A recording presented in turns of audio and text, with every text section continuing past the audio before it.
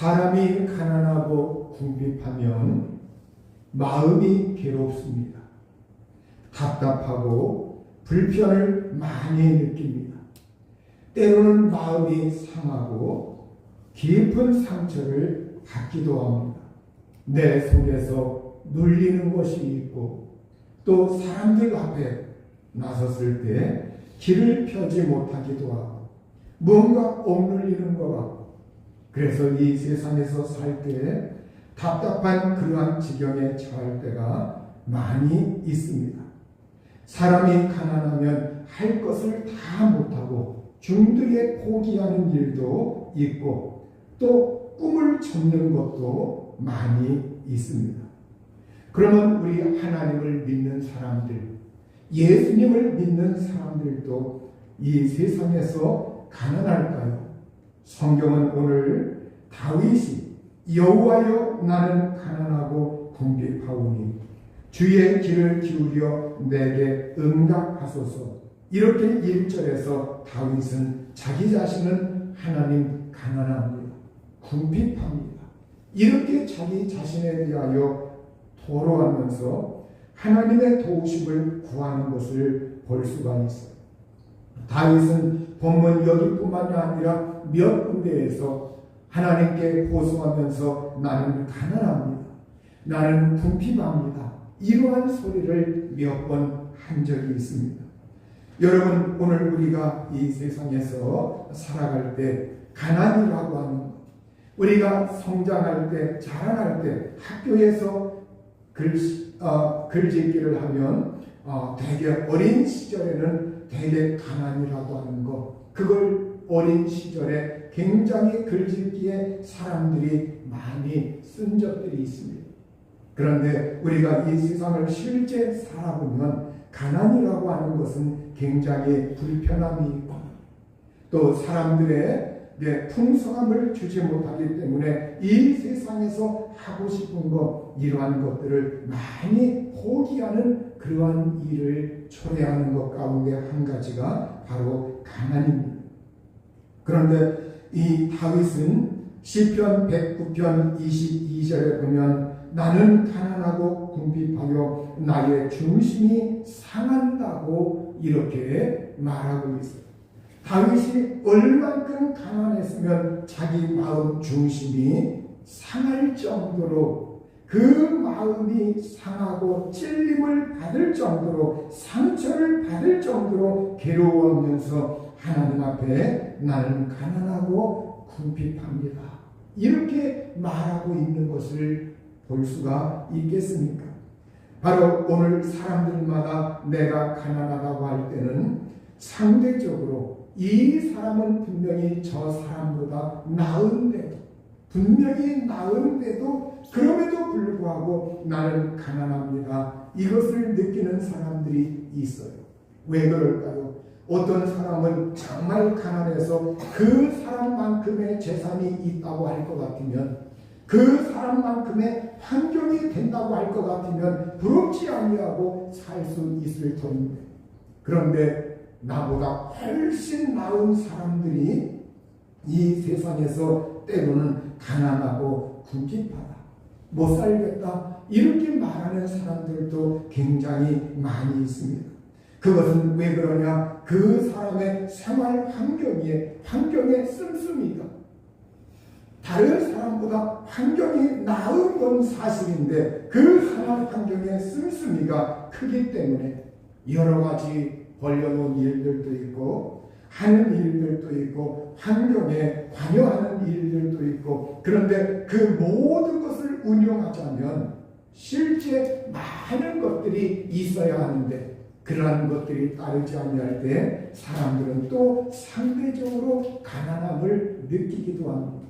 이 다윗은 여러 환경 속에서 어떤 때는 자기 목숨의 위협을 느끼기도 하고 또 자기가 어떤 사람들의 그 원수와 같은 사람들이 자기를 죽이려고 하면서 몰려드는 그러한 상황 속에 있을 때도 있었고 또 실제적으로 어떤 경우에는 환경의 어려움 속에서 자기 자신이 궁핍함을 느끼면서 살던 그러한 시절도 있었다고 하는 것을 말해주고 있습니다. 그런데 우리 예수님은 신약에서 마태복음 5장 3절에 우리 예수님께서 산상 설교의 말씀을 하실 때 심령이 가난한 자는 복이 있나니 천국이 그들의 것이며 이렇게 말씀을 하고 있어요. 심령이 가난한 자, 마음이 가난한 자, 영이 가난한 자는 복이 있다. 천국이 그들의 것이다. 이렇게 말하고 있어요. 예수님께서 눈을 들어 제자들을 보시고 이르시되 너희 가난한 자는 복이 있나니 하나님의 나라가 너희 것이며 누가복음 6장 20절에서 말씀을 하셨습니다. 마태복음 5장 3절에서는 예수님이 심령이 가난한 자는 복이 있다. 천국이 그들의 것이다. 이렇게 말씀을 하셨고 그리고 누가복음 6장 20절에서는 너희 가난한 자는 복이 있나니 하나님의 나라가 너희 것이며 이렇게 말씀을 하셨습니다. 한 번은 마음이 가난한 자, 영이 가난한 자, 심령이 가난한 자에 대해서 말씀을 하셨고 또 한 번은 실제적으로 이 세상에서 환경이 어렵고 답답하고 가난한 것에 대해서 예수님이 말씀을 하고 있어요. 그런데 이 두 가지 공통적인 것은 하나님의 나라가 너희 것이며 이렇게 예수님께서 말씀을 하셨다는 거예요. 천국이 그들의 것이다 이렇게 말씀을 하셨습니다. 여러분 이것을 보면 우리가 마음이 가난하든 아니면 환경적으로 정말로 가난하든 우리가 이 가난이라고 하는 것을 잘 선용하면 하나님의 은혜를 받을 수 있는 계기가 될 수가 있고 천국에 들어갈 수 있는 계기가 될 수 있는 것도 가난이라고 하는 것을 우리가 성경에서 우리에게 예수님이 일깨워주고 있는 말씀이십니다. 그러면 여러분 우리가 실제적으로 이 세상에서 가난한 사람들이 다 천국을 차지할까요? 이 세상에서 정말로 궁핍한 사람들, 이러한 사람들이 모두 다 하나님의 나라에 들어가게 될까요? 그렇지는 않습니다. 여러분 이 세상에 가난한 사람들, 그 가난 속에서 살다가 그냥 삶을 마치는 사람들이 있어요. 그러면 우리가 예수님이 심령이 가난한 사람, 영혼이 가난한 사람, 마음이 가난한 사람, 영이 가난한 사람, 이 가난한 사람, 그리고 환경적으로 가난한 사람들 이렇게 말씀할 때 누가 하나님 나라에 들어갈 수 있는 겁니까? 그것은 우리가 이 세상에서 뭔가 핍절을 느끼고 궁핍을 느끼고 어려움을 느끼고 그리고 이 세상에서 내 마음 내 뜻대로 못 안 된다고 하는 것 이걸 깨달은 사람들이 하나님을 찾고 예수님을 찾고 예수님을 의지하여 우리 주님께 연결이 되어 있을 때 그 사람은 하나님의 나라가 천국이 바로 그들의 것이라고 예수님은 말씀을 하고 있는 겁니다. 그래서 우리가 가난이라고 하는 것이 무조건 나쁜 것이 아니라 어떤 사람은 이 가난 그것이 계기가 되어가지고 그가 천국에 들어갈 수 있는 하나의 동기가 될 수가 있고 가난이라는 것 때문에 하나님을 지금까지는 안 찾던 사람이 가난이라는 것 때문에 하나님을 찾을 수도 있다고 하는 것을 성경은 우리가 그 여지를 열어놓고 있는 것을 볼 수가 있어요. 우리가 이 세상에서 실제 정말로 환경적으로 굉장히 부유한 사람들, 그 사람들도 예수님 믿지만 그러나 일반적으로 볼 때는 우리가 전반적으로 나라가 건강하고 나라가 부유해지고 그리고 나라 전체가 잘 살게 되는 환경 그리고 복지시설이 여러분 우리가 복지라고 하는 것도 양면성이 있어요. 이 복지가 우리 노인들의 삶을 윤택하게 해주는 것도 있지만 복지라고 하는 것 때문에 예수님을 안 믿는 사람들도 이 세상엔 굉장히 많습니다. 그래서 우리가 이 세상에서는 좋은 것도 다 양면성이 있습니다. 그리고 나쁜 것도 양면성이 있어요. 그래서 우리가 이 사실 앞에서 우리가 전반적으로 복지시설이 잘 갖춰져 있는 나라, 부유한 나라, 이런 나라의 국민들은 일반적으로 하나님 잘 찾지 않습니다. 예수 그리스도를 잘 안 믿으려고 합니다. 왜? 당장 지금 시급한 것이 없으니까. 자기에게 답답한 것이 없으니까. 그러나 자기가 부유해지기까지는 그 과정을 보면 거기 그 중간 단계에서 대부분의 사람들은 하나님을 찾는 것을 많이 볼 수가 있어요.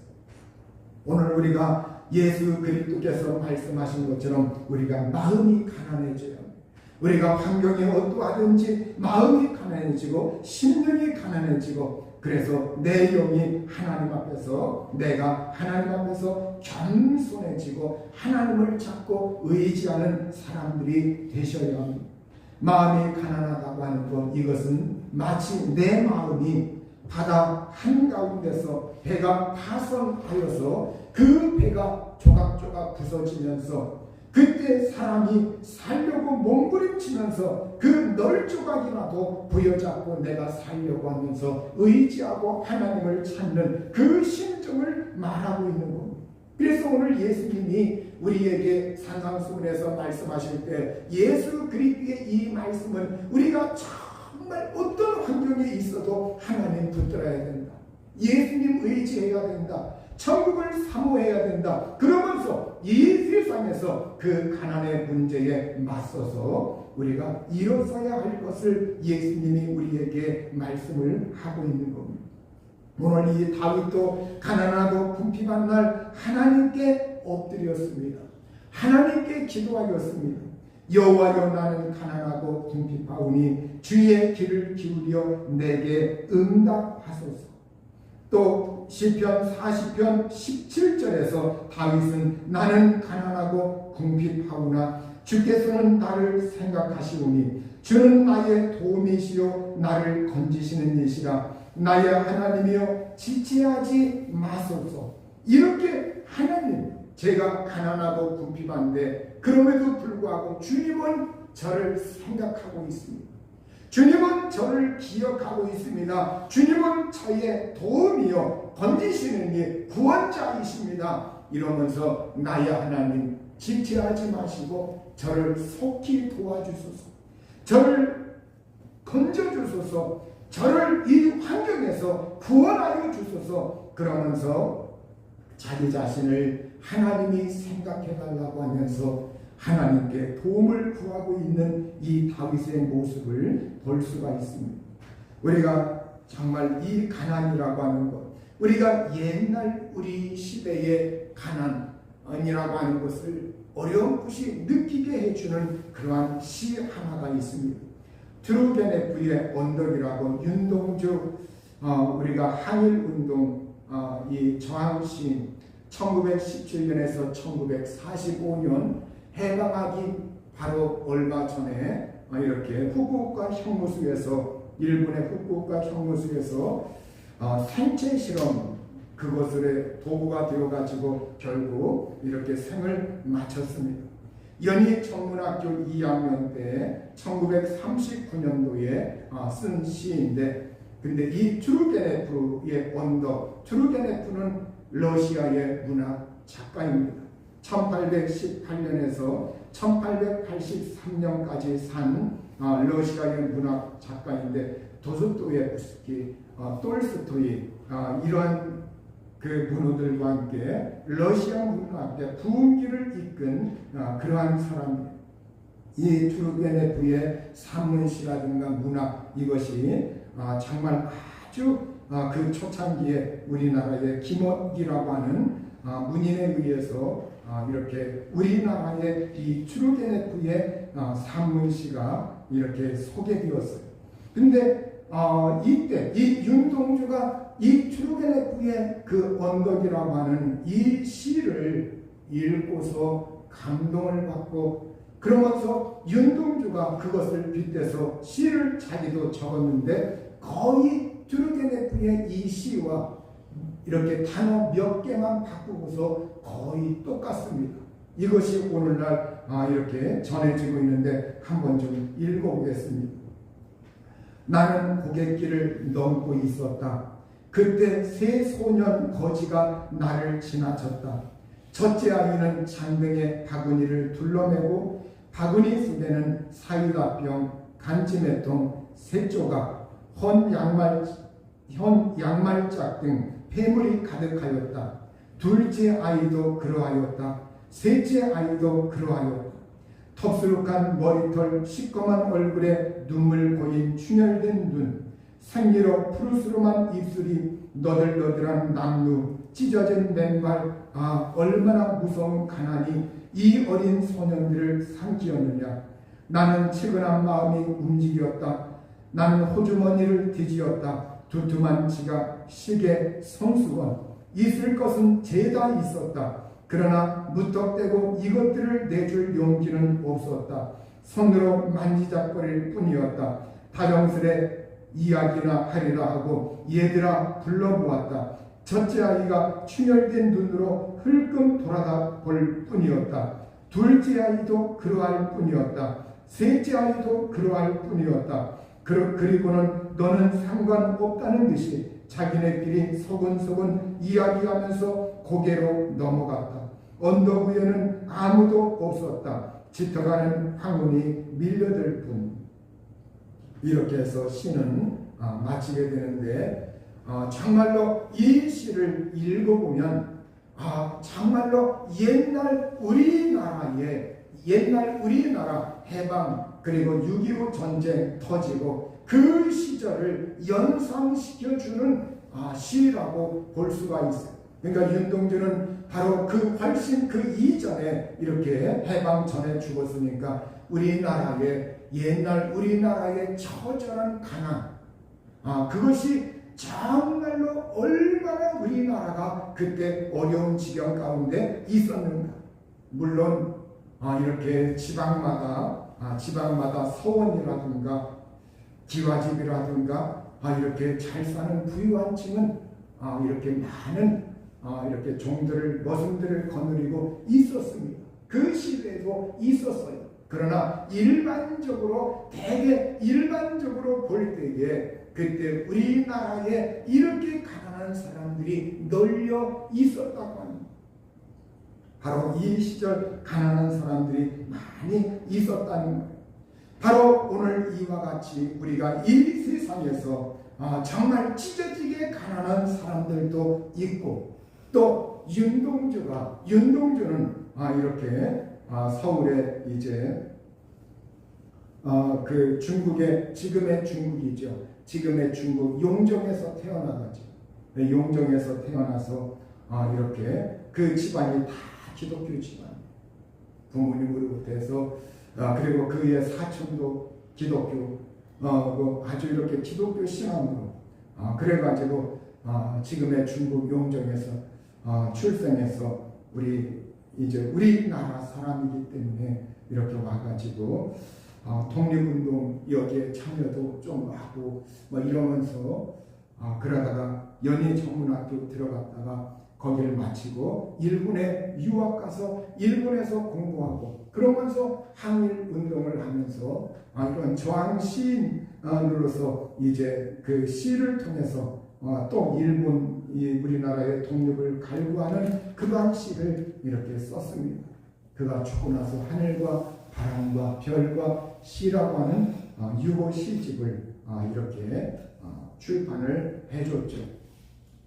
근데 정말로 그 윤동주가 이렇게 생체 실험을 거기에 당해가지고 그 주사로 이렇게 약물 같은 거 투입하고 그러면서 그의 사촌 형 같은 나이인데 그의 이제 사촌 형도 죽고 결국 자기도 죽고 이렇게 정말로 독립을 얼마 안 남겨놓고서 이렇게 젊은 나이에 이렇게 죽어갔습니다. 근데 윤동주는 그래도 이 찢어진 가난한 그러한 세계였지만 그래도 기독교 신앙 속에서 이렇게 자기 자신을 추스릴 만큼의 환경 속에서 그래도 산 인물이에요. 오늘 여기에 거지 아이들, 그러한 아이들도 있고 연동주 마냥 조금 생활이 편 사람들도 있고, 그러나 우리가 넓게 볼 때 대동소이한 그런 환경 속에 있었던 우리나라의 모습의 그 단면을 엿볼 수 있는 그러한 시인. 오늘 우리가 이 세상에서 도와주는 이유, 그리고 암담한 가난 속에서 살 때, 그럼에도 불구하고 우리는 하나님을 찾고 하나님을 의지하고 하나님께 기도하는 사람이 되셔야 합니다. 다윗은 자기가 가난하다고 느낄 때 하나님께 기도했습니다. 나의 이 가난의 문제를 하나님께 기도해서 하나님이 나에게 복의 문을 열어주시도록, 하나님이 나에게 은총의 문을 열어주시도록 이 다윗은 간구를 하였습니다. 우리가 이 가난할 때 우리가 환경적으로 노력하는 것, 거기에 플러스 내가 하나님을 의지하는 것, 하나님께 간절히 부르짖는 것, 기도하는 것, 이것이 굉장히 중요합니다. 시편 86편 2절에 보면 나는 경건하오니 내 영혼을 보존하소서, 내 주 하나님이여 주를 의지하는 종을 구원하소서. 이렇게 그는 가난할 때 하나님께 나는 경건하오니 내 영혼을 보존하소서. 이 경건하다고 하는 말은 하나님을 닮는다, 하나님을 닮아간다고 하는 말이죠. 그런데 각중에 보면 주께서 은혜를 주신 자니 이렇게 말하고 있어요. 나는 경건하오니 이걸 다른 말로 바꾸면 주님께서 은혜를 주신 자이요, 주님이 저에게 은혜를 주신 자, 은혜 주신 자입니다. 여러분, 오늘 내가 하나님을 닮아간다고 할 때 내가 하나님의 은혜를 받았기 때문에 하나님을 닮아가는 것. 그래서 오늘 내가 경건하다고 하는 이 말은 하나님을 닮아간다고 하는 의미이지만 그 이면에는 주님께서 은혜를 주신 자입니다. 주님께서 은혜 주신 자입니다. 주님의 은혜 주신 자이오니 내 영혼을 보존하소서. 영혼과 동일하게 쓸 수 있는 다른 말을 찾으면 생명이라고 하는 단어를 찾을 수가 있습니다. 내 생명을 보존하소서, 내 영혼을 지켜주소서. 그러면서 하나님 앞에 이 가난한 날에 하나님, 제가 하나님을 닮아가오니 하나님, 저는 주님의 은혜를 받은 자이오니 주님이 은혜를 주신 자이오니 내 영혼을 지켜주시고 생명을 지켜주시고 생명을 보존하여 주옵소서. 그러면서 그 가난한 날 내 영혼을 지키시고 내 생명을 지켜주시고 나를 보호하시고 지켜달라고 하는 그러한 기도를 하나님 앞에 많이 드렸습니다. 또 이 다윗은 주여 내게 은혜를 베푸소서, 내가 종일 주께 부르짖나이다. 이렇게 하면서 주님 내게 은혜를 베푸소서. 여러분, 은혜라고 하는 것은 바로 앞구절에서 나는 경건하오니 주님께서 은혜를 주신 자이오니 은혜를 이미 받았습니다. 은혜를 받았음에도 불구하고 또 내게 은혜를 베푸소서. 하나님의 은혜라고 하는 것은 항상 현재, 항상 지금 나에게 은혜를 베풀어 주소서, 항상 나에게 은혜를 베풀어 주소서. 이렇게 지금 현재 은혜를 베풀어 달라고 간구하고 그 은혜가 현재에도 임하고 응답은 미래에도 임하는 거예요. 그래서 오늘 우리가 하나님 현재, 또 내가 하나님 앞에 은혜를 구해야 합니다. 은혜를 사모해야 합니다. 은혜를 베풀어 달라고. 그러면서 이 다윗은 내가 종일토록 온종일 주님께 부르짖습니다. 이렇게 말할 만큼 하나님의 은혜를 얼마나 사모했는가. 이것을 보면 하나님, 제 인생, 제 노력으로, 제 능력으로 살지 않겠습니다. 하나님의 은혜로 살겠습니다. 하나님 도와주십시오 하면서 하나님의 은혜를 사모한 것을 볼 수가 있어요. 또 시편 86편 4절에 보면 주여 내 영혼이 주를 우러러보니 주여 내 영혼을 기쁘게 하소서. 그러면서 주님 당신께 나의 영혼을 들어 올립니다. 내 영혼을 들어 올립니다. 주를 우러러 보옵니다. 내 영혼을 들어 올리오니 내 영혼을 기쁘게 하소서. 하나님, 비록 환경적으로는 가난하고 답답하지만 하나님, 제가 주님을 향하고 주님을 우러러 내 영혼을 들어 올리오니 제 영혼을 기쁘게 해 주소서. 기쁘게 만들어 달라고 하나님께 하나님의 기쁨이 나에게 임하여서 그 하나님의 기쁨으로 충만하여 살게 해 달라고 하나님의 은혜를 구하고 있는 것을 볼 수가 있습니다.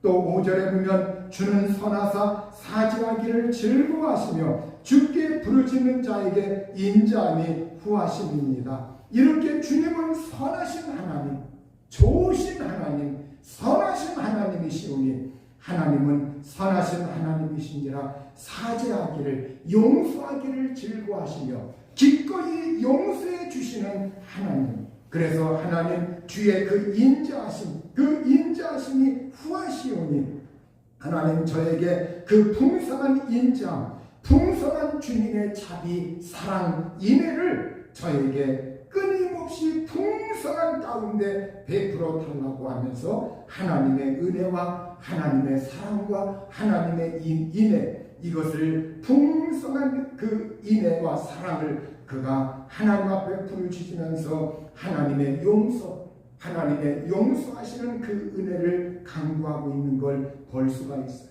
끝으로 6절과 7절에 보면 여호와여 나의 기도에 귀를 기울이시고 내게 간구하는 소리를 들으소서. 나의 환난 날에 내가 부르짖으리니 주께서 내게 응답하시니.